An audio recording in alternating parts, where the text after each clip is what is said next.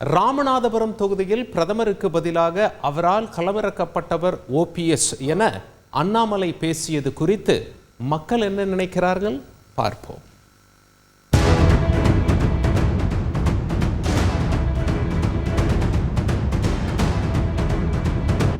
ராமநாதபுரம் தொகுதியில மோடி நிக்கிறதா தான் நாங்க முன்னாடி கேள்விப்பட்டுட்டு இருந்தோம்.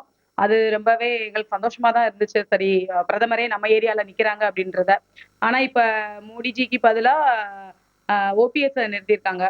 இது ரொம்ப வரவேற்கத்தக்க ஒண்ணுதான். பண மதிப்பிழப்பு நடவடிக்கை, அது இல்லாமல் பெட்ரோல் விலை, டீசல் விலை, கேஸ் விலை எல்லாமே உயர்ந்திருக்கு.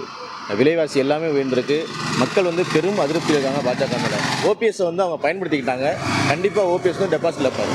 பன்னீர்செல்வம் விரும்பி இந்த தொகுதியை கேட்டதுனால பாரத பிரதமர் அவர்கள் தான் நிற்க வேண்டிய தொகுதியை பன்னீர்செல்வம் அவர்கள் நிற்க வைத்திருக்கிறார். அவருடைய பிரதிநிதியாக அவர்கள் சார்பாக நிற்க வச்சுருக்காங்க. அப்படின்னு தான் இங்கே உள்ள மக்கள்லாம் நாங்கள் எதிர்பார்க்குறோம்.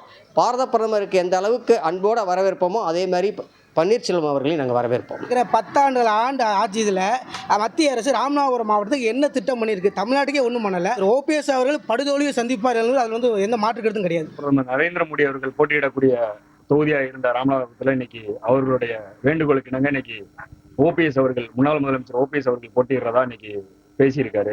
இது உண்மையிலேயே வரவேற்கத்தக்கக்கூடிய ஒரு நிகழ்ச்சி. ஏன்னா இந்த தொகுதி மிகவும் பின்தங்கிய ஒரு தொகுதி. இந்த தொகுதியில ஒரு முன்னாள் முதலமைச்சர் போட்டியிடுறதுங்கிறது உண்மையிலே இந்த தொகுதி அவர் வெற்றி பெற்றால் கண்டிப்பா இந்த தொகுதியினுடைய வளர்ச்சிக்கு மிக ஒரு வாய்ப்பா இருக்கும்.